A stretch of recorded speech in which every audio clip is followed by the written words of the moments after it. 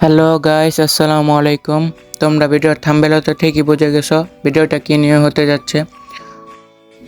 তো শুরু করা যাক আমাদের ভিডিও।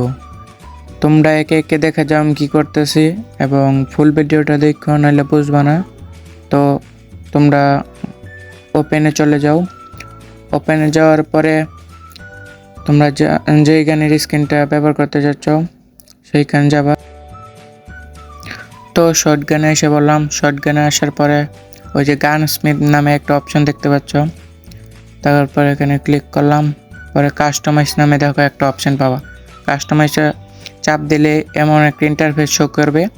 তারপর উপরে দেখো আছে অ্যানিমেশন, আর নিচে আছে মনে করো গান স্ক্রিন। তোমরা গান স্ক্রিন যেটা রাখবা সেটার মধ্যে ক্লিক করবা, আর এবিলিটি ওই গান স্ক্রিনে কোনটা ব্যবহার করবা সেইটা দিবা। তারপর তোমরা কী করবা, সেভে দিবা।